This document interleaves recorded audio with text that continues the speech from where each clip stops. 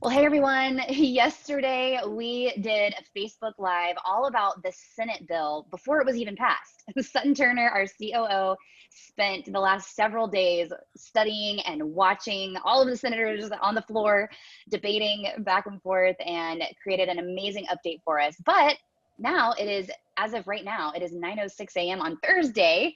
The bill passed late last night, and we got lots of questions this morning as an update on, okay, so what actually happened? So Sutton, I would love to turn it over to you so you can update our audience or churches, nonprofits, Yeah. Christian schools, and small businesses on what they can expect now that this is actually passed. Yeah, it's good. Thanks, Holly. Had a lot of great questions last night that I think you and I spent a lot of time last night just responding back to people's questions. And there was still a little bit of unknown late last night. I don't even remember, but I know I recorded it because I thought it was pretty awesome, but 96-0. Right before the vote on this bill, there was another amendment which did not pass, which a lot of people were freaking out online that, oh, it's not going to pass. But that was an amendment to the CARES Act. I think that's what everybody's going to call it from now on, the CARES Act. But it did pass 96-0, so no one voted against it. There were some senators that were unavailable because they're being in quarantine, which is kind of crazy. So that's what happened.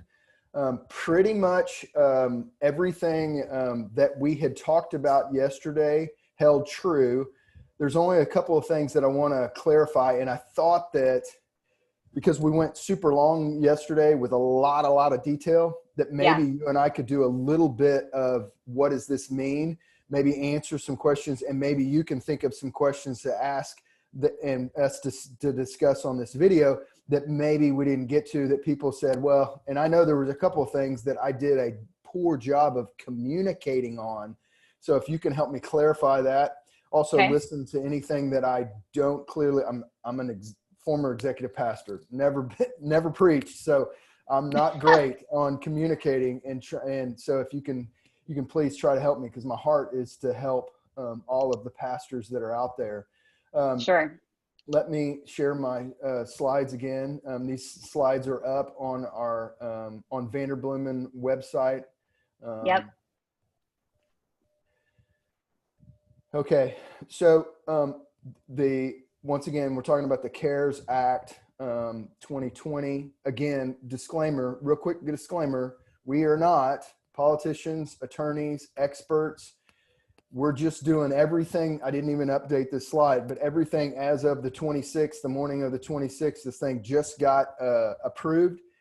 There's language, and I can show you, I actually have the bill up on my desktop.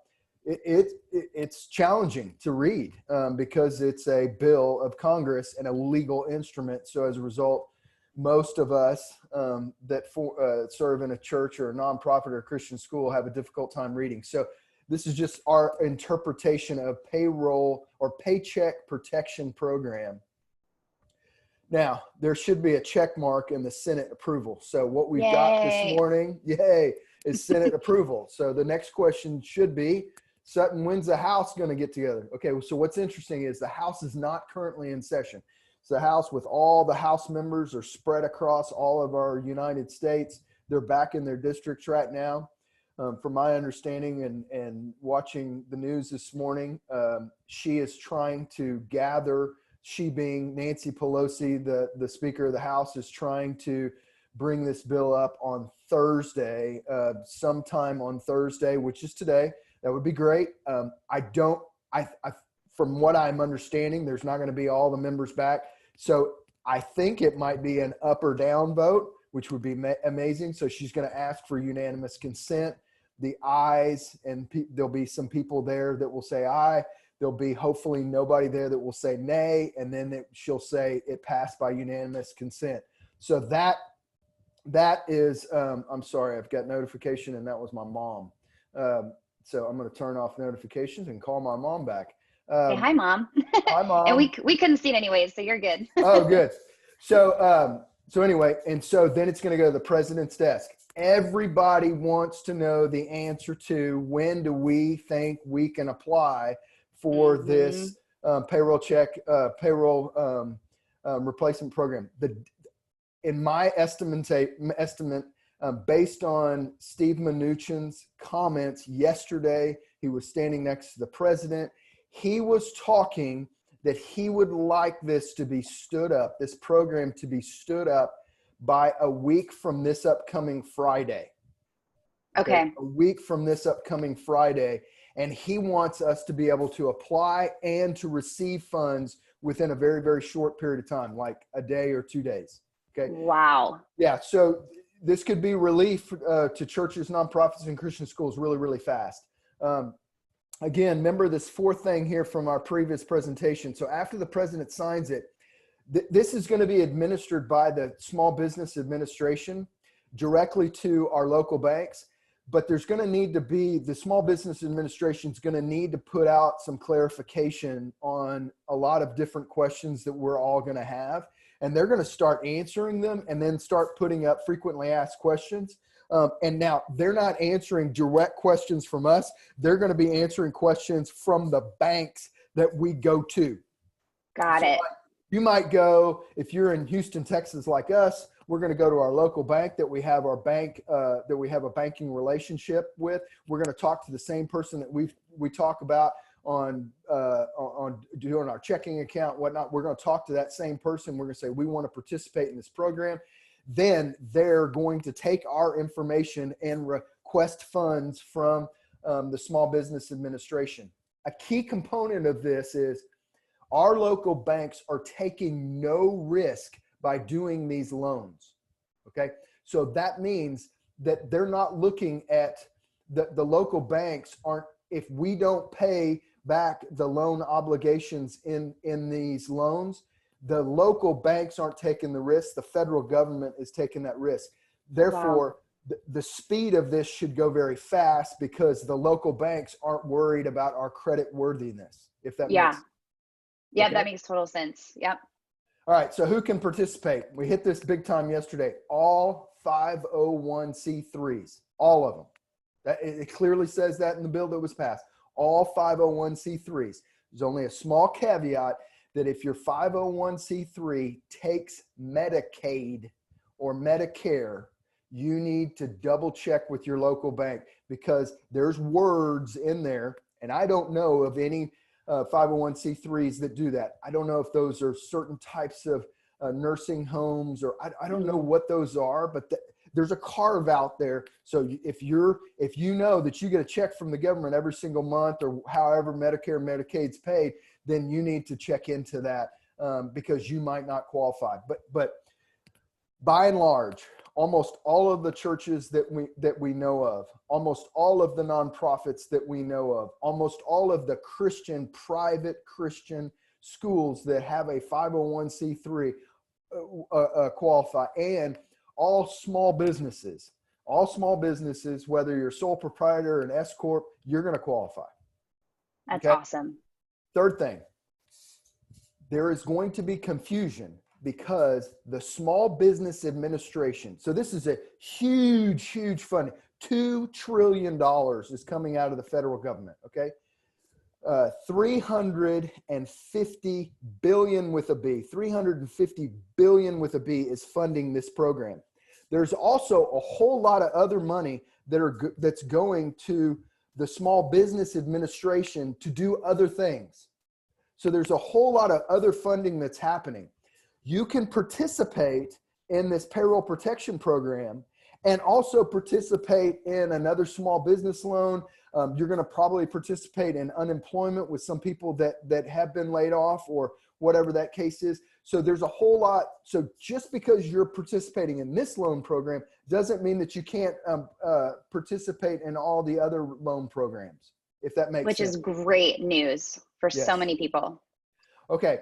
So let's go through this real quick. They're focused on the period between February 15th, 2020 and June 30th, 2020. So that's the focus period. Okay. Mm-hmm. So this period we've been in, that's the coronavirus period. It includes, so this program, payroll protection program, includes nonprofits, churches, any other 501c3 organization that does not receive Medicaid is eligible. It's separate from the Small Business Administration Disaster Relief Fund. If you go to the Small Business Administration website, there is a page that says apply for disaster relief. If you're a small business, I suggest you go and you do that. If you're a 501c3, you can't apply for the Small Business Disaster Relief Fund. Okay, it's two separate things, but you can participate in this payroll protection program that's administered by the Small Business Administration. That's why there might be a little confusion there. It is, again, $349 billion that's funded to support this program.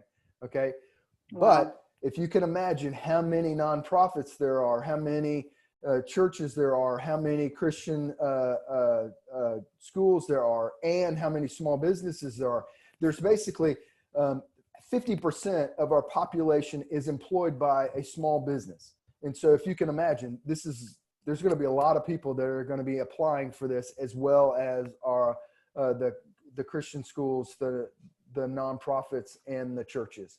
This Yep. is organizations under 500 employees. Okay. Again, under 500.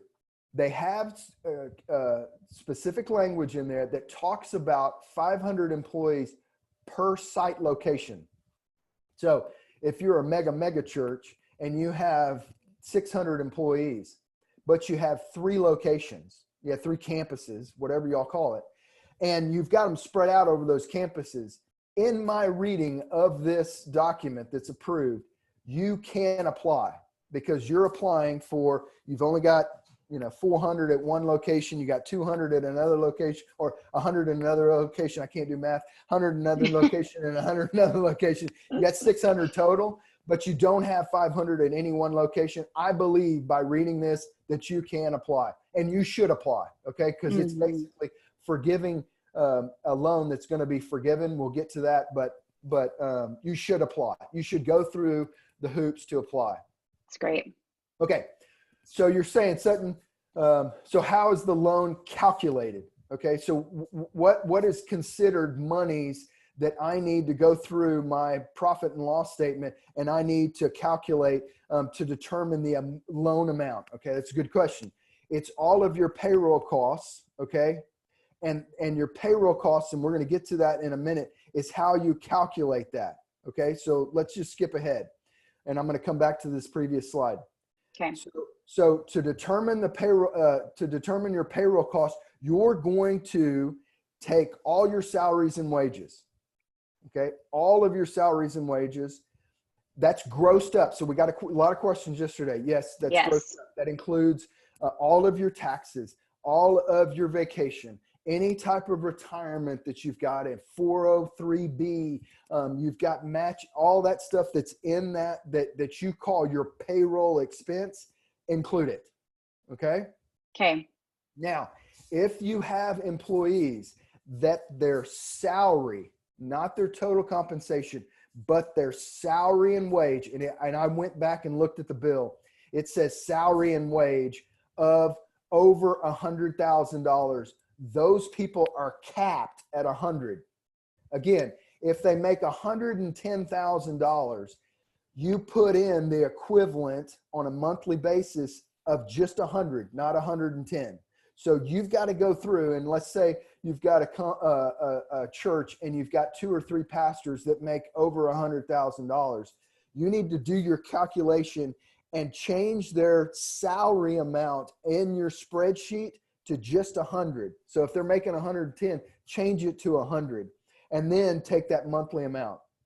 That's great. We got a lot of questions about that yesterday, so that's super helpful clarification. Okay, and this is Sutton's opinion, because everybody's going to ask, what about housing allowance? Okay. Yep. What about housing allowance? Okay, include your housing allowance in it. Okay, housing allowance is a tax situation with the employee and what they are able to take as non-taxable income, but take the full amount, take their what they call salary and wage, and take their housing allowance, put all of that into your spreadsheet. Again, if it goes over $100,000, cap it at 100 on your spreadsheet. but put your housing allowance in there. I think that my suggestion is, in reading through this, I think that we should submit for that. That's real dollars that are coming out of the church, and we should submit for that because those are real payroll dollars. Sounds good. That's great. Okay, so so we've calculated our loan amount. So we've built this spreadsheet. We've got all of these amounts that are in each month spreadsheet, capping the $100,000 annual salary for each employee. We've got our payroll. We've got our pastoral housing in it, and we're building this spreadsheet. So everybody needs to build this spreadsheet. All right. You're taking your 12 previous months to this crisis, and you're breaking it down on a month-by-month basis. So start out with March of 2019 and go all the way to February of 2020. Okay. Build that spreadsheet, okay, of your total payroll costs, including benefits, taxes, housing allowance, everything that's in there. Then you're going to take your average. So that's 12 pieces of data that you're going to divide by 12. You're going to get your monthly average, and then you're going to multiply it by 2.5. We got lots of questions on that this morning. Yep. 2.5. It's 2.5. It's not 4. I wanted it to be for 4. I prayed for 4. I sent Marco Rubio a tweet yesterday asking him, please make it 4. And it's 2.5. So, it's 2.5. We'll take what we can get. That's right. It's better than nothing. Okay. Yes. So, okay. So we get that number. So in my example here, it's $38,000. $38,000 is what we should receive as a loan from our local bank that then applies to the Small Business Administration. We're going to get that check. We're going to get that check. All right. I don't know if they're going to write us a check. I don't know if they're going to put it direct into our deposit. I don't know how it's going to come to us, but we're going to get that money. From my understanding, it's going to come very, very quick. That's great. Small Business Administration, especially an emergency relief, tries to get funds to the small business person within 7 days, which is amazing. So let's hope that it happens faster than that. Yep. Important point. We got this a couple of times yesterday on questions, Holly. What if I'm a church plant? Okay. If I'm a church plant and I began and planted my church in January, this past January of 2020, and you only have salary information for January and February, you take those 2 months, okay, and you average them. And then you multiply that average by 2.5. If you don't have 12 months, and let's say that you launched your church in September, okay? All right, take the last 2 months. Don't go back to September. Just take the last 2 months, January and February, average them, and annualize. Okay? Okay. Specific words in there. There's also specific words in there about seasonal employees. So say that you've got something that's happening this season, like a camp or something. You have seasonal employees. Okay, here's the key. You go back to 2019. You go back to 2019 from the period from February 15th, 2019 to June 30th, 2019. You take your average payroll costs for each one of those months, and you take the average of those months, multiply it by 2.5. Got it. That is so helpful because we serve so many Christian camps, and we got a couple questions about that yesterday. So thank you so much for providing clarity on that for Christian camps and other 501c3s that have seasonal employees. Yep. All right, here's the next question. So I got the loan amount, and on our example, it's $38,000. Okay, so I got the check. Okay, now what can I spend it on? Okay, here's the thing. We're using payroll to determine the amount of money we get, but we get to spend it on whatever we need to on this list. That's great. So we can spend the loan amount on payroll costs, group health insurance, paid sick leave, mortgage and rent payments, Okay. So Literally keeping the lights on. totally. And utilities. And utilities, yes. Yes. Okay. One question that I don't have answered yet is there is language, and I put it right here: interest on other debt obligations that were incurred before the loan period. In my reading of this, and what I'm going to do for Vanderbloemen is I'm going to assume that's the copier lease. That's our software. So we use Salesforce. So that's a long-term contract. Yep. We use HubSpot. That's a long-term contract. So I'm going to include into that those payments as well. Now, I'm going to take that to my banker. I'm going to flag it for him or her and say, this is the way I'm reading that. And hopefully they will be able to have some insight in that. But that's the way that I'm going to practice. That's one of the things that I don't clearly understand what that language says. It says interest. It doesn't say, so that word, the way that that's written is not quite super clear, but we'll find that out. Yes. Great. Okay. So we got the loan, $38,000. Yep. We know how we can spend it. Okay. So at the end of June 30th, 2020, which is this loan period that the government is so focused on, you're going to go back to that same banker that wrote you that $38,000 check, okay, that you use for payroll costs and mortgage and all these other things. And you're going to go back to them and say, I want to be forgiven of this loan. Okay. And they're going to say, okay, how many full-time employees did you maintain during 2020, during the period of February 15th, 2020 to June 30th, 2020?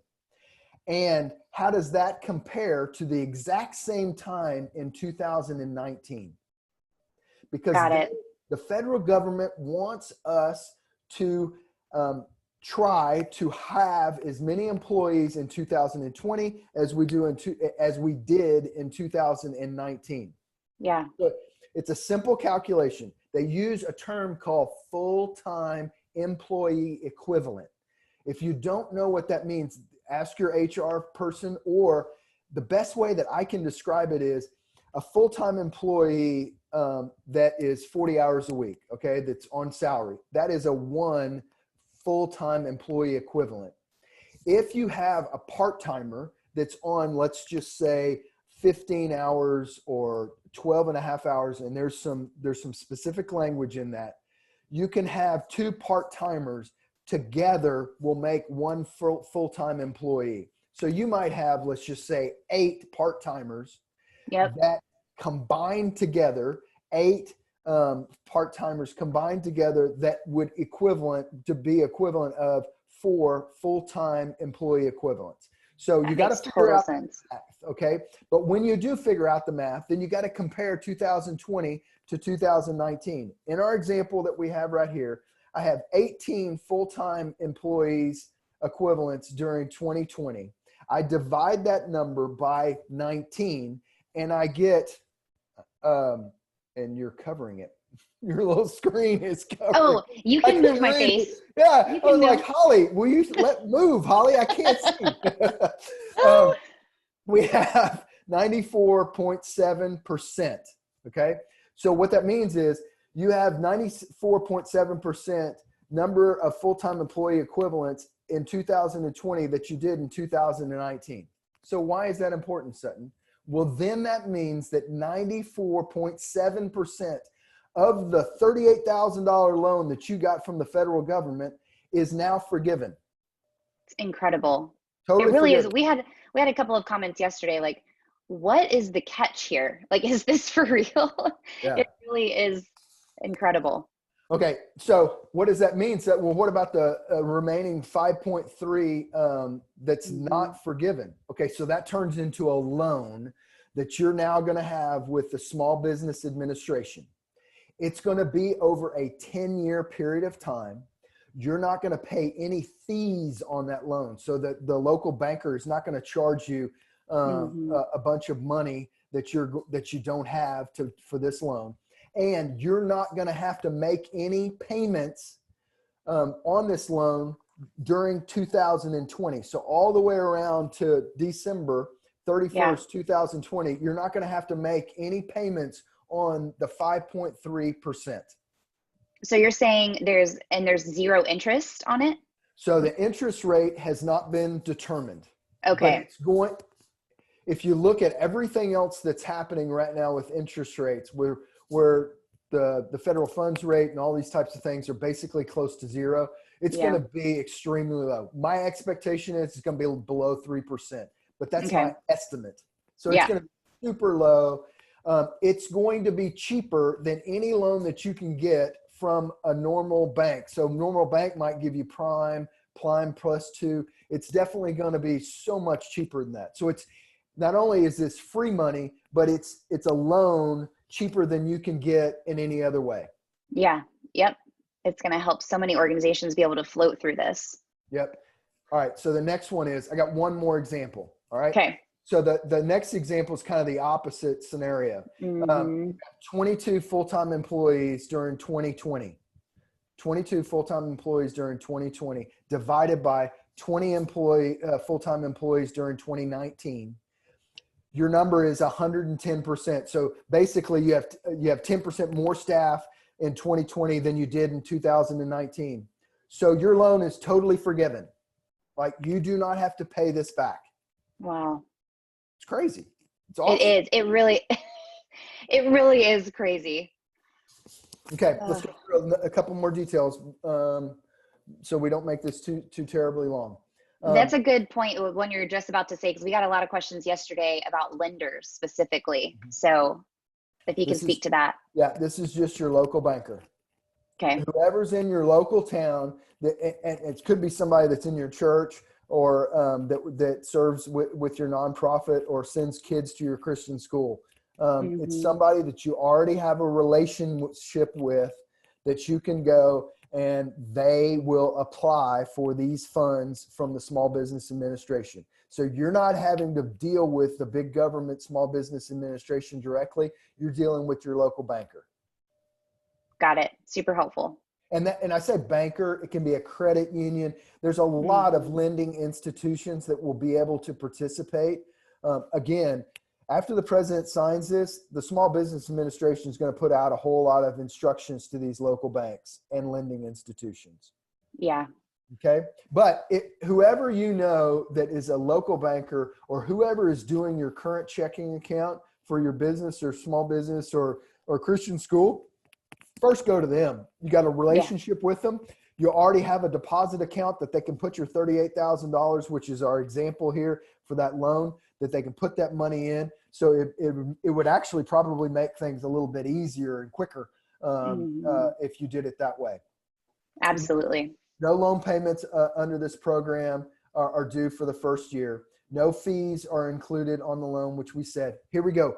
Good faith certification. So everybody, when you apply for this, is you're going to certify that two things. One, that the money's going to go to support ongoing operations, and two, that the funds are going to be used to retain workers and maintain payroll, mortgage payment, lease, and utility payments. Okay. Last, there's no collateral or personal guarantees required on this loan. Okay. Which is huge. Huge. So any other type of loan that you're going to take out with the Small Business Administration or your local bank is going to ask for someone to either, one, sign personally. And if you're a church, most of the time you don't have someone to sign personally. So what do you have to do? If you own a building, you got to put your building up as collateral, or you got to put something else up in collateral, maybe some land or whatever that you might else have. And so, but you don't have to do it in this. So this is huge. It's great. It is huge. So Holly, kind of that's the update. Well, and you covered all of the major questions that we got. The biggest questions that we got were clarity on the 100,000, which you very clearly went over that. Super helpful. And then it was the 2.5 versus 4%. And so that passed at 2.5. The other question that we got a lot of this morning and yesterday was, okay, when can we apply for this? So you going over the steps that need to take today, hopefully, let's hope, the House can vote, and we can expect that to start rolling soon, but we have to wait on that to happen, and then the president to sign it. So there's still some steps that have to happen.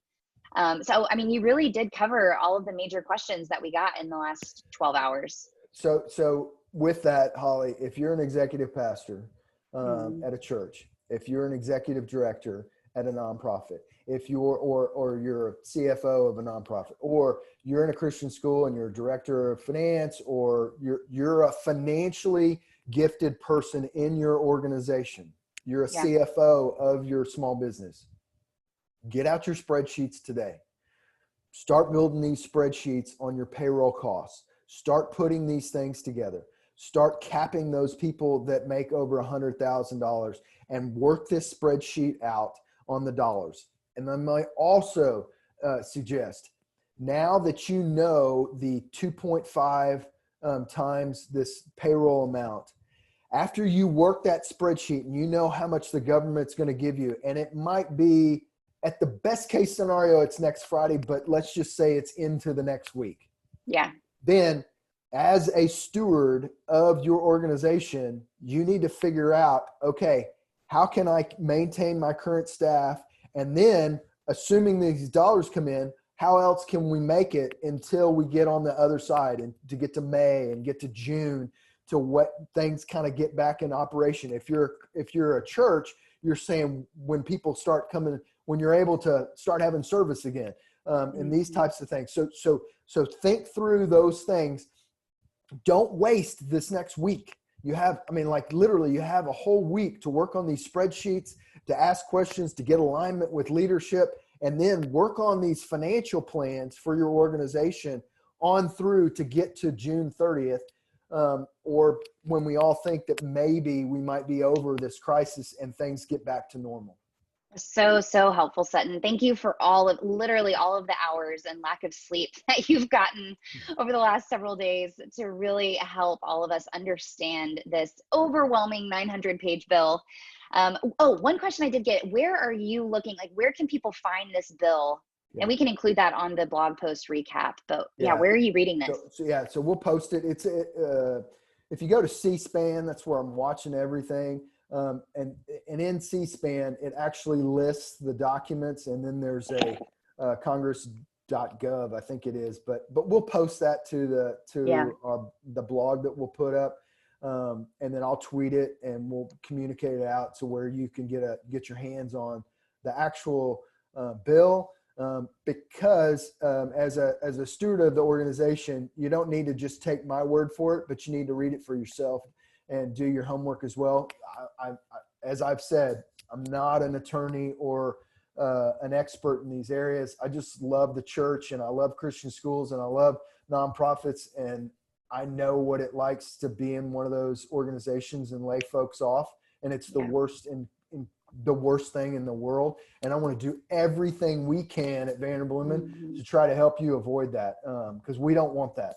We want us to look forward to be on the other side of this, where churches are just packed because people are turning back to Jesus, and people are supporting nonprofits because they really see the need to help our brother and sister. So I'm just excited about that time and for us all to get through that together.